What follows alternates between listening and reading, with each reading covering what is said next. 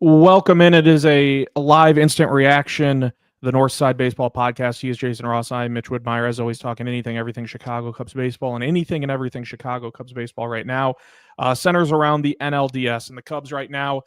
You see the title. If you're watching on our YouTube channel, we're already claiming it as a loss. The Cubs trail 7-3 with 2 outs in the top of the 8th inning to Milwaukee. Jason, I don't know where you really want to start. In these instant reactions, I always note, and please subscribe if you're watching via YouTube. We bounce around a lot because they're instant reactions. I mean, like I said, the game's in the top of the 8th right now, but the Cubs are down 7-3, and it's a sinking ship, and a very quick sinking ship for the Chicago Cubs. One thing that I can't get out of my head, Jason, and I don't know why, it's just making it more irritating. The Cubs have led both of these games, and neither game's been close, which is it's a harder reality to grasp for me knowing that. Michael Busch had the leadoff homer in game 1, and then the Cubs got just pounced on by Milwaukee, and Seiya Suzuki did his job. 3-run homer in the first inning of game 2 tonight. And then the Cubs give it right back via 3-run bomb in the bottom of the first by Andrew Vaughn off Shota Imanaga. And in the blink of an eye, a 3-0. Like, I'm watching Dodgers, Phillies, and Blake Snell and Luzardo are whirling gems tonight. And it's 0-0 going to the 7th inning. And it ended up being a 4-3 final. But you're feeling like, man, 2 runs might do it. Can someone just hit a solo bomb? They are scratching and clawing. In this game, Seiya hits a 3-run homer. And in almost any other series, I mean, the Blue Jays have been pounding the Yankees, but in a normal series, you get a 3-0 early lead. It feels like, wow, that should be enough to hang on for a little while here at least. And the Cubs gave it right back. And yeah, just knowing that they've led in both these games and neither has been close kind of just is one of those things where there's like a wound and it gets re-sliced open, and then the Brewers are just pouring salt into it. So that's kind of how I want to feel. I'm trying to tell myself not to crash out tonight. And I know you, as a good podcast hosting partner, would at least give me the pat on the back and be like, let it out if I needed to, but I'm not going to. I'm not going to crash out, but pretty close to doing so. Yeah, I don't know. I'm usually kind of like the optimist guy. I can usually find something like positive about it, but it's weird because it feels like if you would have had a chance to write this story up and you were like, what's the best case scenario game 1? Michael Busch hits a leadoff home run to start it on the second pitch. If you wrote down what's the best way to come back after game 1 loss, you'd say, all right, well, you come out the first inning against an opener. You get a couple of hits off of him. Say Suzuki goes yard. You go up 3-0. You're feeling good. And those are like the best ways that you could write this up, right? In the top of the inning, the best case scenario I think that you could have asked for came to fruition. And then the backside of that was that the bottom of the first inning with both games was like the worst case scenario that you could have written up. You know, they're giving up home runs. The balls aren't landing when the Cubs swing after the first inning. The Brewers, everything lands. They're hitting the hell out of the baseball. I mean, a lot of credit to them. Andrew Vaughn's home run. I don't want to take too much away from Shota. It wasn't a good pitch in terms of height, but if you look at StatCast, that pitch is off the plate and it's inside. It's not even a strike. It's a 3-run home run on it, and that just feels like the Brewers' magic right now. It just feels like whatever they do works. Joey Ortiz had that single in like the bottom of the 7th inning, or it's like, I barely touched the baseball. It's like rolling down the line. It stays Colin Ray pick it up too, and he was it's like, Can we even go back to the first inning just to hammer home your point real quick? The 2 hits that they had before the home run are nonsense. Shota gets 2 quick outs, and you're like, all right, first inning woes, maybe not. And then Contreras soft single, Yelich with a bloop shot the other way, and then Vaughn hits that 3-run shot a mile into the air. And I know it sounds like we're just being petty and things like that, but the Brewers, I went and looked this up because I had checked it a couple months ago because I was watching a stretch of their games, and it just seemed like bloop shots, infield singles, this, that, and the other. They finished the regular season leading the majors in infield hits this year. I'm sure you were aware of that. Maybe I don't know. I went and looked. I did not know that. Yeah, they led the majors in infield hits this year, and I feel like every time I watched one of their games, even when they aren't playing the Cubs, it's just like the little things like that they can just dump them in. They get that Ortiz one down the third base line. And I went back and I checked during this game. I was like, I remember looking a couple months ago, did they finish? And they did, like, clear ahead of second, finish the majors with the most infield hits this year. And it's frustrating when that happens. But I don't know if there's an art to it. I don't think so, but they just have a knack for hitting these slow rollers where you're not going to be. And that's what happened in the first inning. It was not a hard hit ball by Contreras. It was a bloop shot by Yelich, and then Vaughn hits a 3-run homer. Yeah, and the credit to them, they don't strike out. I mean, they annoy you until they do something great. Both of the home runs they hit were with 2 outs, right? Like the home runs they're hitting are like 2 outs. A lot of them, I think a couple of them were 2 strikes. Like it's just they annoy you until the good things happen. I don't know, like part of, like, I don't want to take it away from them, because like that they're hitting the ball, they're doing it, but there also just feels like kind of like a little destiny and a little bit of luck there as well. And but I think that with all good teams, like all teams who win championships, it's part luck and it's part quality. You have to have positive injury luck. You have to have, the ball has to bounce your way sometimes. And that's the reality of how some of those things work. If the ball bounces a little bit to this way and a little bit that way, it doesn't happen for you. And it just feels like, especially in this series, whatever luck the Cubs have doesn't exist. It's all bad. It's all bad luck. And everything that the Brewers have is good luck. And that's how you win playoff series. You hit the ball hard, and the Brewers are doing that, and then you get some luck in between, and they're having that happen to them. I don't know. Like I said, I can usually find positives. Like I can find ways that I can like say, hey, well, at least this or at least that, I can't do that. No, you're down 2-0. I guess they both were terrible games, and I know this one's not over yet. And I sincerely hope that. I mean, it's over, but you hope. But I would love to be wrong. I would love to have a live reaction of a 4-run outburst in the top of the 9th. It doesn't look like that's going to happen. They haven't done anything since the first inning. They really haven't threatened since the first inning. They had a couple runners on there. It looked like Mizorowski was maybe gonna walk the world, and then he didn't. I don't know. And I thought especially going into this one, once we kind of beat up on Ashby, I was like, that kind of sets us up pretty well. You go with the opener and it doesn't work, and you give up 3 runs kind of right away. Yeah. I don't know what the solution is going into Wednesday here. I would love, or Tuesday. Wednesday is next Wednesday. day. Yeah. Today's Monday. Yeah, sorry, getting back from fall break. I forgot what day it is. But yeah, I mean, I don't know where they go from here. It's kind of hard. It's kind of hard to find a lot of positives in it. Like I said, I'm usually the positive guy, and I'm just like I don't want to completely crash out on it, but at the same time, it just. You look at all the numbers and you say, well, they're not hitting. They had 4 hits today, and one of them was from Justin Turner, right? 2 of them are from Nico Horner, and the other one's from Seiya Suzuki. They're not hitting. They're not getting on base. All their runs this series have been home runs. Yeah, all their runs have been home runs. 3 solo home runs and a 3-run homer. There's no hey, two out runner on second, RBI single. There's no splitting the gap on a double with the runner on first, and he comes around. And that's how the Brewers did it in game 1 early. They had 3 straight doubles. Yeah, they relied on the long ball in this game, but they're knocking it around too. The Cubs are just, the hits are few and far between for the Cubs, and all their runs manufactured so far through 2 games have been via the long ball.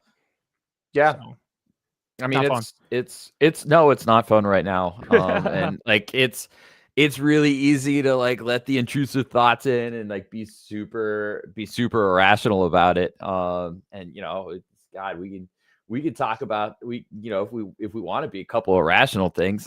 Listen, I've never pitched in a Major League Baseball game in my life, and I'm never going to at the age of 38. I don't even pitch in my adult league. I play exclusively the outfield. But man, it's I don't really like the Brewers very much this year. They are very obnoxious, and Jacob Mizorowski celebrating a holy crap! I thought they won the World Series. Oh my gosh! Listen, like I said, I've never pitched in the playoffs. I don't know what it feels like, but that celebration hurt me, and not like in a like I dislike Jacob Mizorowski way, but like, man, like that felt forced. That felt forced. So that's my irrational crash out right there. It wasn't even like a jogging back to the dugout. Like he like stopped and just started like freaking out. I was like, what is this? I mean, if he would have struck somebody out at 104-mile-an-hour pitch, I'd kind of like tip your hat, be like, all right, man, that's awesome, dude. That's a weak ground ball. You're up by you're going to be okay, pal. Like it's like a big moment, I guess, but it's like the third inning. Like save it for the sixth. Brewers fans hear us say this though, and they'll just salty Cubs fans like, no, man, it was over the top. That was over the top. Listen, it was over the top. And like there are moments that I am salty, like Joey Ortiz's nonsense single. Like, yeah, that's me being salty. That's me crashing out and being irrational. I will let the hate flow through me a little bit on Mizorowski. And you know what? I think he was good though. He was good though. Yeah, he was great. He was 3 great. innings, 1 hit. 2 walks, 3 walks. I don't know, but he didn't give up a couple walks. Runs. No, yeah, he pitched pretty good. He was effectively wild. He's a great pitcher. But I guess, on the flip side is like, if you're going to make a good rivalry, like you need Jacob Mizorowski's, you need Pete Crow Armstrongs who are fat flipping and stuff like that. You need William Contreras. Like that's where good rivalries are born. And that's what they're born out of. So, the flip side of my complaining and everything is that's what a rivalry is. And I think if we were patting the Brewers on the back right now, we'd probably, I don't think we'd be very good Cubs fans on every moment. So, man, it's just it's just a lot of defeatedness in me right now. Yeah. And I don't normally go that route. If you want like some positivity from me, my positivity is that it goes back to Wrigley on Wednesday, and it takes one, right? If it wouldn't be the first time a team has ever lost 2 games and then won 3 games in a row. It isn't. So like it feels like everything's over and it's probably gonna go the way of Milwaukee, but it doesn't have to. 1 win on Wednesday, 1 win on Thursday, going back to Milwaukee in a tied series. We'll see where it goes. There's still a chance. There's still a chance. You go in game 3, Jameson Tynan pitches really well. Worry about game 4, Matt Boyd when we worry about game 4. Everybody's on regular rest the rest of the way. I don't know. We'll see where it goes. But man, it's a bummer. It's a bummer. Northside Baseball Podcast, Instant Reaction. Jason Ross, Mitch Woodmeyer here with you. Cubs trail 7-3 going to the top of the 9th. They're going to be down 2-0 in this series in all likelihood. I want to talk about pitching for a little bit, and then I do want to look at when you get 2/3 of an inning out of Matthew Boyd. And I know there was a Nico Horner error sprinkled in there in that first inning, but when you get 2/3 of an inning out of Matthew Boyd and he gives up 3 straight doubles, and you get less than 3 innings from Shota Imanaga in games 1 and 2, I mean, it's going to be really, really hard to win. As much as we trust arms like Daniel Palencia, and I know he gave up a 3-run bomb in this game, and we trust arms like Brad Keller and Caleb Thielbar, you're really, really, really taxing your bullpen to expect that. I mean, in game 1, Freddie Peralta gave you 5 2/3 for Milwaukee, and he was brilliant, while Boyd gave you 2 outs, and then Shota in this one. It really feels like the Cubs' backs are up against the wall. These haven't been 2 nail-biter wins where you got a good start from Boyd or a good start from Imanaga, but not the other. It's been 2 horrific starts where your bullpen has been used a lot. Savali had a pitch over. They haven't got into third, and they haven't got into the 5th inning of a game against the Brewers where the game's in doubt, really. Like that's where we're at. Yeah. If I told you, hey, through 2 games, Aaron Savali's pitching 4 1/3 and Colin Ray's pitching 3 1/3, you're probably thinking the Cubs are having the games go exactly the way they've gone. Yeah. I love Shota Imanaga. Mm-hmm. I'm not going to sit here and say, oh, the Cubs should have used an opener. Like, at some point, you just have to hope that, like, dude, these first inning woes, like, you put it best. It was either the last podcast we did or it was in the series against the Padres. You said something to the tune of, I'm just slightly paraphrasing. You had mentioned Shota Imanaga, and it was either when he was going to pitch against San Diego or in this series. And you said, we know he's going to give up at least one home run. You just hope it's not like a deadly one or something like that. Yeah. And I had commented to you, I said, you're so right. But how much does it suck to have to say that about one of your starters in the postseason? Like, you're going into it knowing like he's going to give up a bomb. Like, just look at all the analytics, all the numbers, law of averages, how he's been in the first inning. He's given up the most home runs out of any pitcher in the second half of baseball. He's given up the most home runs of any pitcher in the first innings this year. You know he's going to give one up. And it's such a weird feeling because while Freddie Peralta did give up a solo shot to Michael Busch, you don't go into Freddie Peralta start saying, well, you know he's going to give up one. You just hope it's not a fatal one early. And with Shota, he does so many things right. And I love him as a pitcher. And I love his personality. But it's putting you behind the eight ball going into a game, knowing like you're not going to get 4 or 5 shutout from Shota. He's at some point in time, that home run ball is going to rear its ugly head, and it did in the first inning in this game via the bat of Andrew Vaughn on a 3-run shot. And I just think in the postseason, it's a tough pill to swallow. But Craig Counsell has no other choice. Like, Shota Imanaga is one of your starting pitchers. Whether you use an opener or not, he's going to go out there. You're going to need quality innings, and he wasn't able to do that in this game at all. And it's just a weird, again, it's an odd reality knowing, like, going in this game, I knew it. I was like, Shota's going to give up a homer, at least one. Yeah. And first inning 3-run shot. It's just, that's a weird thing to accept going into a postseason series, but that's just the way it is. Yeah, it is. And I look kind of at his StatCast data, and I've looked at him as a pitcher and try to figure out like what's going on. And one of the things that the Cubs pitchers have done a lot this year, under whether it's a Zombro thing. For those who don't know, Tyler Zombro is one of the pitching specialists that the Cubs brought in at the beginning of the season. He runs Tread Athletics, one of the best pitching kind of gurus that are out there. A really smart guy. Really good at adding velocity to pitchers and like biomechanics and stuff like that. Or this is a Hotovoy thing or a joint or whatever. I don't know who necessarily, but there's been a lot of trends of Cubs taking pitchers and lowering their arm slot.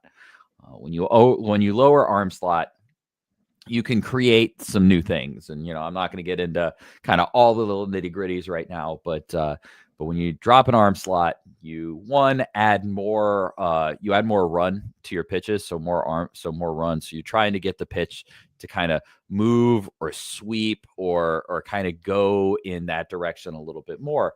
And my guess is that Shota Imanaga has done that this year. He's lowered his arm slot from about 40 degrees to about 35. 5 degrees doesn't sound like a lot. It is. That's a pretty decent shift. But with that arm slot shift, my guess is that it was to create depth and run on his sweeper, which he's used more this season. And one of the ways that you would get that pitch to sweep more, in theory, is to lower your arm slot, come from a lower arm slot, and kind of come across your body a little bit more. The downfall for Shota Imanaga, and I think very specifically for him, is that the arm slot has hurt his fastball. His fastball has a lot of inverted break, and what that means is it doesn't drop as much with gravity as other fastballs. So what it does is it has what's called ride. It almost looks like it goes up in the zone. It's impossible. Baseball can't go up. It's physics says you can't do that. But his pitch has so much spin that it stays up in the zone. Well, that's a very unique quality, but it's a unique quality that only works if you get it into the top third of the zone. Why? Because when guys go up with their launch angle, your ball rides over their bat. It's a great way to limit the hit window for somebody who is trying to hit the ball in the air. It creates a lot of weak fly balls, and you don't hit home runs off of it because the hit window is so small. Conversely, if you take a pitch that rides up and you throw it in the bottom third of the zone, or you throw it in the middle of the zone, what they do is they ride right up into that hit zone, right? So what you do is you are essentially, it's like skee ball for the hitter, where you're basically saying like, here, you hit it as far as you can, man, and the break that you have is actually going to make that pitch ride right into the bat path. Well, what's he doing? He's giving up a lot of home runs, and if you look at the second home run he gave up today, it was an inside fastball in the middle third. Yeah, it was inside, but it's doing work for William Contreras on its own. It's helping kind of create that ramp to the outfield, and that's something that needs to be fixed probably. You can say, why didn't they fix it in the middle of the season? Well, I kind of look back at the data, and if you look at his 60 innings before his last start of the season, so if you go and you look at, he got blown up against the White Sox. Real quick, too, it is a final. Yeah. Brewers win 7-3. It is a final. Yep. Yeah. So go ahead. Yeah, it is a final. But if you go back to his start against the White Sox, he gets blown up. After that, from July 30th to the second to last start of the season, 60 inning pitches, he's got a 3.69 ERA. He's got a 3.79 xFIP. He's given up home runs, but he's walking so few, and he's still striking out enough that you can survive like that. And we can see that because his ERA and his xFIP are basically right in line with each other. Something has gone terribly wrong, though, since that last start and into the playoffs, where the home run is getting worse, and we're at kind of an issue point. It's not something they could necessarily fix right now. It's probably an off-season thing, but there's a decision looming with Shota. I do think they'll pick up the option, but as you go into next year, watch for that arm slot to come up. I think that's going to help solve part of the problem that we're dealing with right now. But with the way that it's cropped up and the way that it's happened, I don't think that this fix was great for him, and I don't think that there's kind of like an in playoff solution. Like, he's just going to give up home runs. And I know it's a long-winded way of just kind of giving everybody an explanation of like what I think is happening here and like why it's happening. I don't think Shota's broken. I think this is very fixable, but sometimes you try new things and it just doesn't work. And I don't think this one worked. So hopefully they can get the arm slot back up. They can get that fastball up. They can get it riding over bats again, and we can get back away from this. Like, Shota's going to give up a home run every game, and we just hope it's not back-breaking thing, because mechanically he's better. So it's a bummer. It's a bummer, but this is kind of just where we're at with Shota and the way he is. And when you go up against the best hitters and the best teams, they're going to exploit you like that more than others. Jeff chimes in, APB on Kyle Tucker's bat last seen late June. I get where he's coming from. I will also note, like, PCA's bat's been missing. Man, they all Hap hasn't had a great stretch. Like, I think I get it. And Kyle Tucker is the name. He's the headliner. He's the guy you traded for with Houston. Like, Jeff is very right. But he's gone through. I don't want to give him a crutch, but Kyle Tucker's been through this injury, coming back, clearly not at 100%. He can't even play the field. No. He's DHing for you. And I just think you could point at damn near any bat in this lineup, sans Seiya Suzuki and Michael Busch and Nico Horner. Like, outside of those three, basically, I think you could probably, like, nobody's doing anything. Like, God love him. Matt Shaw hasn't. I don't think he has a hit. I don't think he has a hit in the playoffs yet. I don't think he has a single hit in the playoffs. Like, there's PCA at one point in that San Diego series before Game 3 was an automatic strikeout. I mean, Ian Happ went through his struggles, and the fan base certainly let him have it on social media. Like, Tucker's struggling, and he's kind of the head of the snake when it comes to this lineup. But there's a lot of bats not doing a lot of anything. I mean, you had a 3-run homer in the first inning tonight. You didn't score a single run the rest of the game. No, that's not just a Kyle Tucker thing. It just it isn't. Sadly, though, I think that what's happening with Kyle Tucker and the offense and the way that it's happening is that, as much as I hate to say this, if this is a great built-in excuse to not re-sign Kyle Tucker internally for the Cubs, is like, well, he didn't hit in the playoffs. You wouldn't have fixed it. And they can kind of convince themselves they don't need to put $380 million on this one because, look at what happened. Like, he couldn't hit in the playoffs. He couldn't save us. It's an easy way to get $380 million off your mind. And we'll see. Maybe I'm just being cynical right now. Usually I'm Mr. Optimism tonight. A little bit extra cynic. But yeah, it's none of them can hit. I believe they said They are now 13 games in a row. I mean, this dates back to 2017. 13 playoff games in a row where they have not scored more than 3 runs. Oh man. Yeah.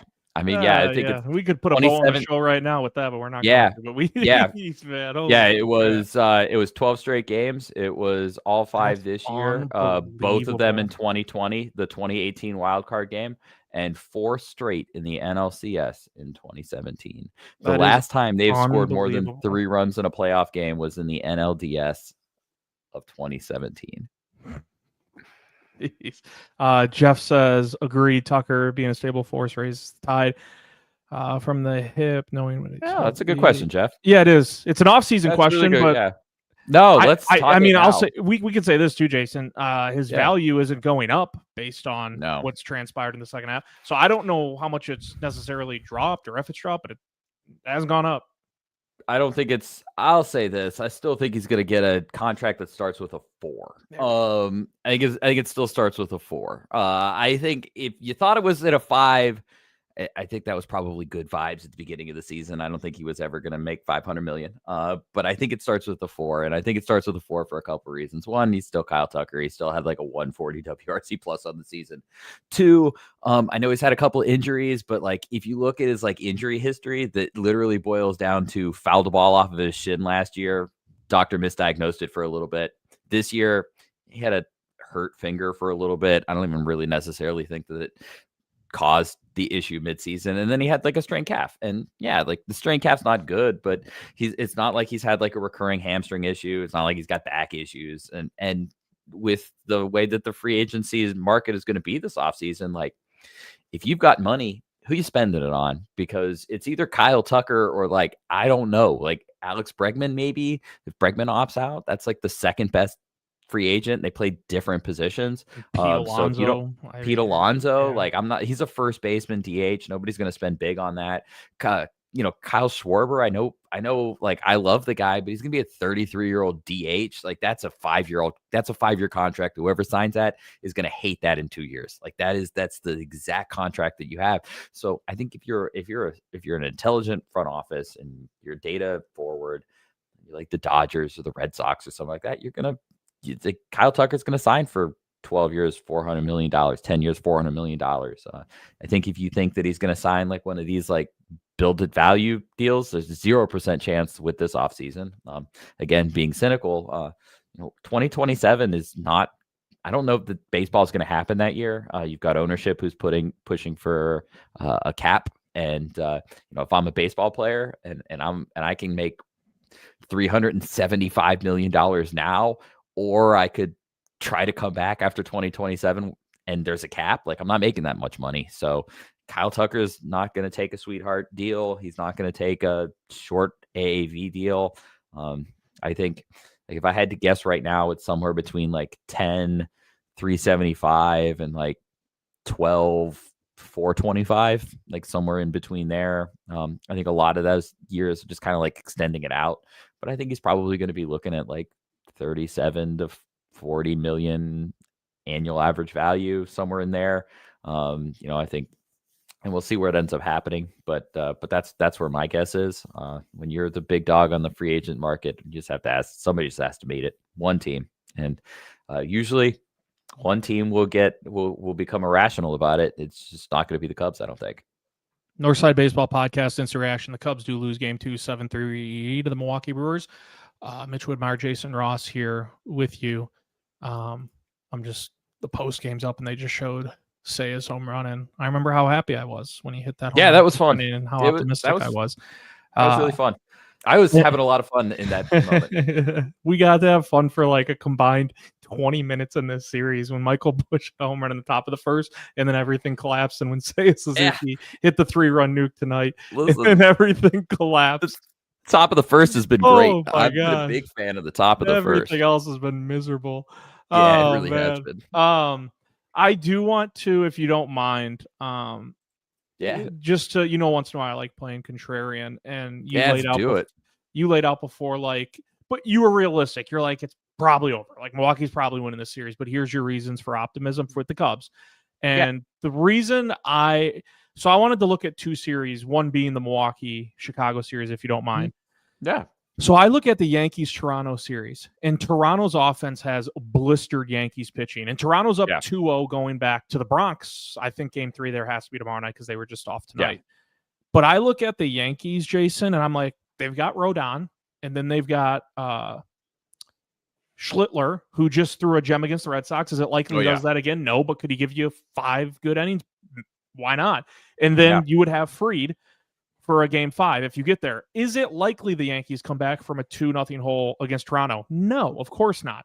But I look at it and I'm like, they've got the horses lined up in the rotation. They have the bats. I mean, I know a lot of those runs came late in game 2, but they scored 7 runs in game 2. Like the bats came alive. They have guys in the lineup who can produce. I just look at the Cubs and I'm like, they're down 2-0 going back to Wrigley.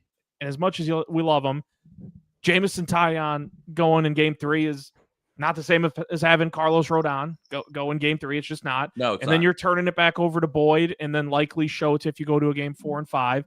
And it's really, really hard pressed for me to see either team doing it. But when I look at those 2 series, I would say, if I was putting any currency on which team has a better chance to dig out of it, for me, it's the Yankees instead of the Cubs. Even the Dodgers-Phillies series, like the Dodgers are up 2-0, but they're going back to LA now for 2, back to their home field. Like the Phillies are really up against it. But again, I look at some of those bats in the lineup with the postseason resumes that they have, and I don't know. I am pretty, you know me, I like being glass half full, but I'm pretty pessimistic right now. Like it feels cooked. It feels pretty cooked. This is like about as pessimistic as you'll get me, and I'm kind of there with you. If the Cubs came back and won this series, I'm not embellishing or using these words for shock value. I would be stunned. Based off how the first two games have been transpired, the amount of arms you've exhausted in the bullpen, and tip of the cap to Aaron Savali and Colin Ray for sucking it up in games 1 and 2 and giving you long relief outings to try to salvage some arms in that bullpen, because Matthew Boyd, Shohei Imanaga didn't go deep into either of their starts.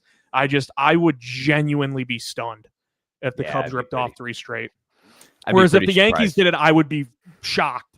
But I'd be like, look, they just had Rodon, Schlittler, and Fried all on normal rest, just boom, boom, boom, lined up in a row, and they figured out 2 in the Bronx and then 1 in Toronto. Wouldn't it be nearly as in Toronto? It doesn't have Bo Bichette for this series, and they would Yasevich, just the rookie that was like his 4th start, and he whirled a gem, and he'd have to line up against the Yankees again if it goes to a game 5. And I don't know. I just there's 3 series right now that are 2-0, and I feel the least confident in the Cubs being out of the 3, the one that would be able to dig themselves out of it. You haven't seen it with the pitching or the bats. You just brought up the number about not scoring more than 3 runs in a postseason game in 8 years. Since they played Washington in the NLDS. Crazy. You get my point, right? Like there is something that you could point to on paper that would say, hey, the Yankees might be able to do it. Or there's something on paper that you could say, maybe the Phillies. I can't find those bullet points for the Cubs where I'm like, maybe they could. I don't see it. I just don't. It sucks saying that, but if there's a positive, it's that the Brewers are probably going to pitch 2 extremely flawed pitchers over the next 2 starts. Where's Quinn Priester, by the way?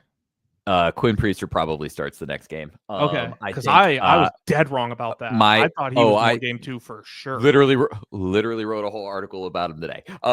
It's about him starting this game. Oh yeah, and all the flaws he has. I did a full scouting report on him. I will say this: if the Brewers start Quinn Priester, the Cubs are gonna. That's the best. That is the best pitcher that you could throw for the Cubs to hit. Like that guy is like tailor-made for the Cubs. And I think that's probably why they went bullpen game today. Okay. My guess is that they wanted to go bullpen game at home in Milwaukee and then go to Chicago with Wind and Wrigley Field, keep the ball in the ballpark with Priester and Quintana. That's my guess. That's looking at it. That's what I think is going to happen. So I think we're probably going to see Quinn Priester on Wednesday. Quinn Priester is terrible against lefties. I mean, really bad. His cutter, I've got a Skeet thread on Blue Sky where I went through his cutter right now. His cutter is a disaster. It's a disaster. It is. He's beginning of the season. He didn't have problems against lefties. He had a under 4 xFIP, under 300 WOBA against left-handed hitters. He was pretty good. All of a sudden in August, he starts throwing the cutter more, and the cutter is disaster. He can't throw it where he was. He was burying it down in on hands of left-handed hitters. They're grounding out against it. Now it's same problem that Shota has. The ball's tailing. So, against an opposite-handed hitter, you don't want your cutter to catch the outside third of the plate, because as it catches the outside third of the plate, when you miss, it just tails into the middle of the plate. That's what he's doing. Everything's out. He can't bury it in, and hitters are just teeing off on this damn thing. I mean, lefties have like a 370 WOBA or something stupid against him right now over the last 2 months. In September, they murdered him. They absolutely murdered him. And when you look at the Cubs lineup, you've got Michael Busch, you've got Kyle Tucker, you've got PCA, you've got other hit. Ian Happ is going to hit left-handed. I think Willie Castro probably comes into the lineup when they believe Priester is going to throw to give you another lefty. There's a lot of opportunity to hit Quinn Priester. Flip side, Jose Quintana has like a 5.0 xFIP against right-handed hitters. I mean, it's terrible. He's horrible against righties, and Priester is terrible against lefties. So if you want to find a way that this game gets to 5, it gets to 5 because the Cubs tee off on 2 starting pitchers who are not very good right now. I think the Brewers' best case scenario is Quintana does not start another playoff game. Like their best case scenario is they'd have Freddie Peralta full rest on Thursday, wouldn't they? If they wanted to. My guess is that they save him for Game 5. Okay, or Game 1 in the NLCS. Or a Game 1 in the NLCS. And they try to get it through, and then they hope that Brandon Woodruff comes back and takes Quintana's spot anyways. I think that's probably like the best case scenario. So that's my guess is what's going to happen. Maybe they go Freddie on Thursday, and then they go bullpen game on Friday, because I don't think that they're going to want Priester or Quintana to start that game. Those are bad matchups for just about anybody. But like, if the path back is that the Brewers are probably going to have to lean on Priester and Quintana more, especially with back-to-back days. There's no off days. You can't like really just like impunity on the bullpen. Like, you got to kind of save guys a little bit to be fresh and healthy. But like, that's the path back. But my like hopes on it are pretty like negative. Like, I don't feel comfortable, and like I wouldn't say that it's going to happen. I would be shocked if they got this to a Game 5. I can lay out a path forward. I can explain how I think it would happen, but at the same time, it's not gonna. I don't think it's going to. And this is the feeling right now. And if you're having this feeling and you're listening to us, and I'm probably having the same feeling a little bit in those intrusive thoughts in my head, that it's like Wednesday's it, right? We're going to go over and watch Wednesday's game. That's going to be it. They're done on Wednesday. The reality is that, the Cubs are a very good baseball team. They could win 3 games. They've won in a row. That's totally in the like purview of things. They won 3 games in a row against the Brewers in August. They won 3 games right back to back. I think 2 of them, next 2 of the games are going to be in Wrigley. They won those 3 games at Wrigley. Like they could do that. It's very like realistic for those things to happen. It's just probably not going to. It feels like everything's against them. But who knows? Like, if the Cubs go out and on Wednesday night they batter Quinn Priester and they score 7 runs and they win 7-2, we're on here having a reaction on Wednesday, and we're talking about how all we have to do is come back tomorrow and beat Quintana, and we go to Game 5 and anything can happen. Like it's amazing how one game can shift it. So like as like negative as like I feel like I want to be right now, and as down as I am, there's like this world where in 2 days we come back, good things happen, everything feels a little bit better, and like the hope like comes back out a little bit. And that's kind of where at this point I would like to just get one and have a little bit of hope and not get swept and just go from there. But yeah, I don't know. That's kind of where I'm at with it. Yeah, fair. How about the gamesmanship from Pat Murphy. I don't know if you were. I was just a little confused. So Jackson Churio exits game one with that hamstring injury, and he missed a lot of time this year with a hamstring injury, and it was the same hammy as he was bolting down the first baseline at the end of game one. And I saw before that game one ended, there were Brewers reporters, like good, credible reporters that cover the team, that had said they were hearing the Brewers pulled Jackson Churio from that game as a precautionary measure. But then you had Pat Murphy, the exact quote, Jason, after game one, talking about Churio's injury, said, obviously it's real scary having that hamstring injury the same leg. This could be devastating. It could be devastating. And he's leading off game two and hits a 3-run bomb. Yeah, that's dangerous, man. It was. I mean, good on him. He had me convinced. This could be devastating. It could be devastating. And I'm like, man, all these reporters saying precautionary, man. And then he's leading off, roaming around the outfield. I thought at the very least we were gonna maybe miss him for a game or so. And especially with Soda pitching today, I was like, well, like if they don't have, he's a great hitter against left-handed pitching.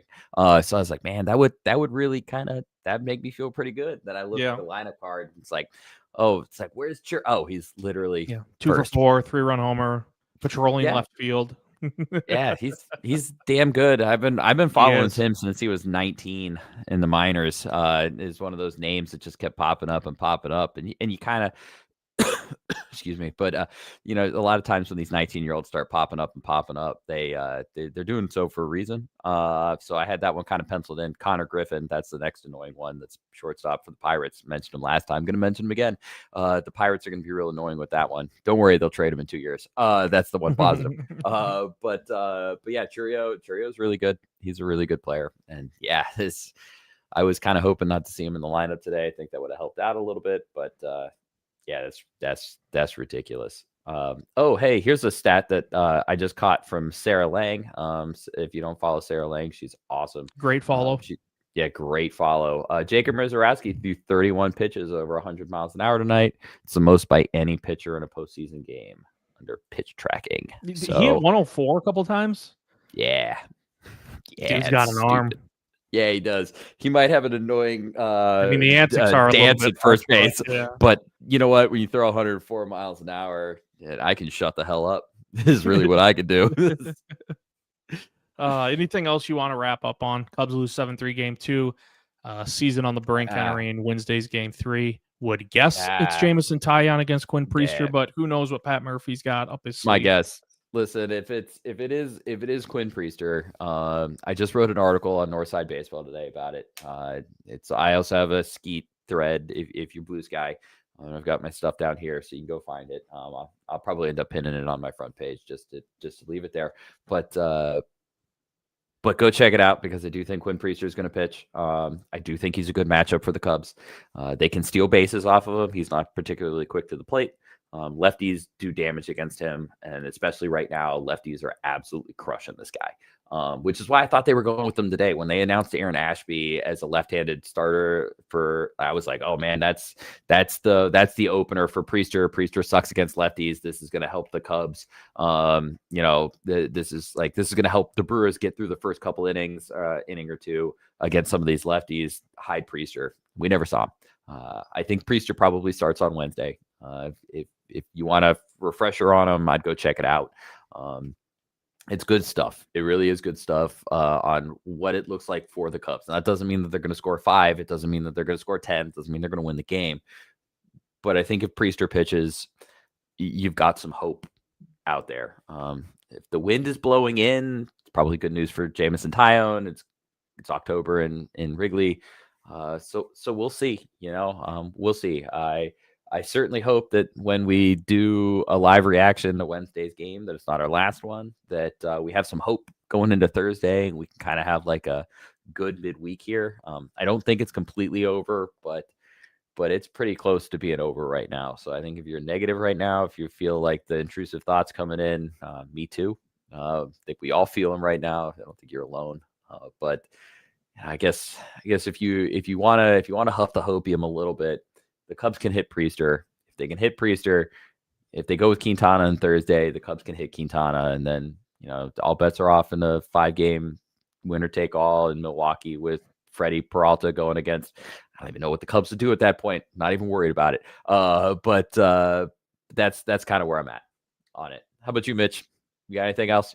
Yeah, I just doesn't, as bad as it's been the first two games, this does not strike me as a team that I'm a fan of. I have my favorite NFL team, NBA, college basketball, college football, MLB, and there are some teams in the past that I'm a fan of where you can see they're throwing up the white flag, when it seems like it's in doubt and they kind of they mail it in. This does not strike me as a team that's just going to go out there and roll over on Wednesday. Yeah, I don't think so either. I like PCA said after they beat the Padres, like, this fan base deserves to see us play more baseball. And you listen to some of the things Dansby Swanson says, and I don't know. I think that roster is made up of way too many players that have too much pride in a good way that they're not going to go out Wednesday and just roll over and say, you got us, Milwaukee. Like, as stunned as I would be if the Cubs came back and won this series, I would be equally as stunned if the Cubs get just